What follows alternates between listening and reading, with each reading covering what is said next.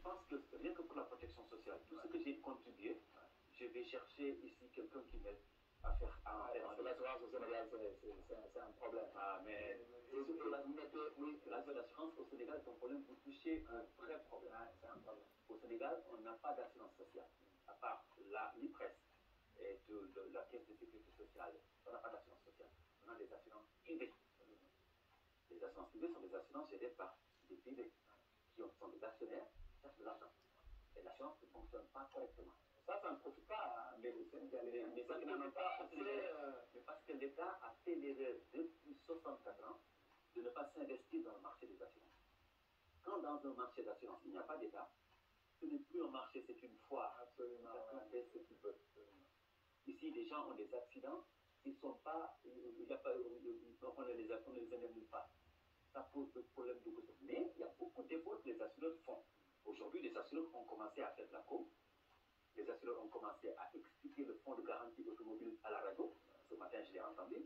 Honnêtement, il faut reconnaître qu'avec l'actuelle dirigeante, Mme Oumouna, et son directeur exécutif, M. Matar Faye, et toute l'équipe, je vois que vraiment, ils font beaucoup d'efforts pour que les gens comprennent l'assurance et que les gens puissent profiter aussi de l'assurance.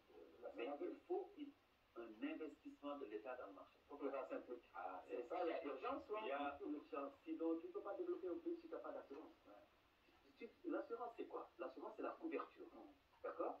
Pourquoi les marchés occidentaux sont développés?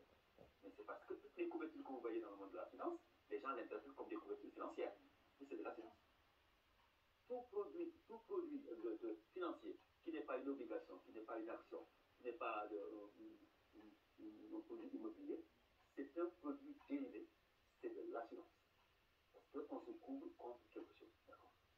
Vous, au-delà du Sénégal, vous vous adressez aux gouvernants africains, mais de manière générale, voilà, vous mettez à la disposition de votre pays. C'est ça, voilà pourquoi l'article, je l'ai publié sur Financial Afrique, pour toute la zone CEPA.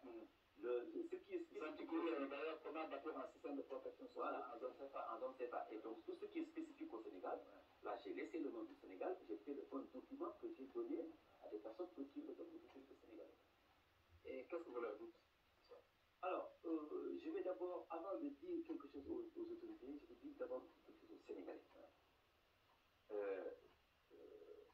On ne bâtit pas un pays du jour au lendemain.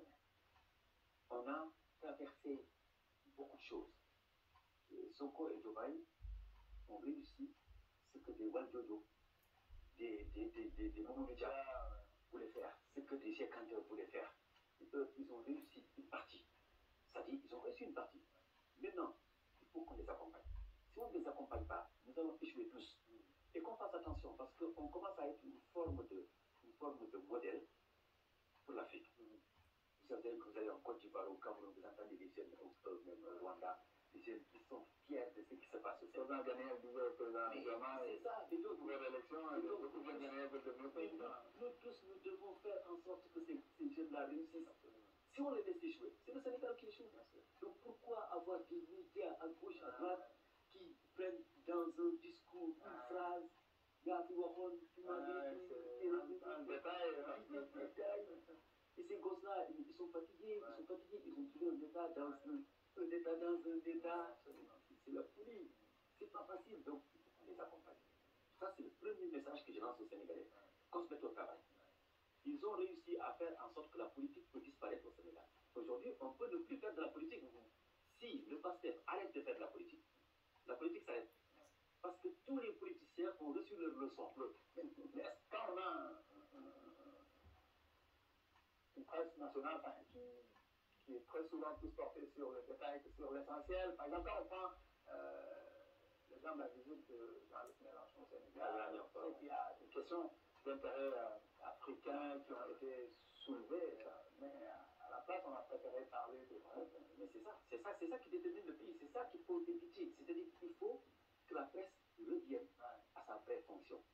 Qu'on évite de se faire badigeonner, payer par des gens qui veulent que telle communication soit... Ça, c'est pas bon. Et donc, l'État doit faire en sorte de gérer les presses et de les financer. Parce que si tu les finances, ils ne vont plus dépendre des autres.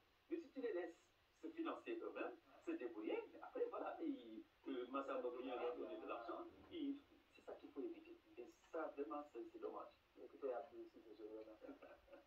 C'est à moi de vous remercier. On n'a pas eu beaucoup de temps pour traiter tous les sujets. C'est vrai, mais bienvenue à chaque fois que le besoin. Hein. Merci.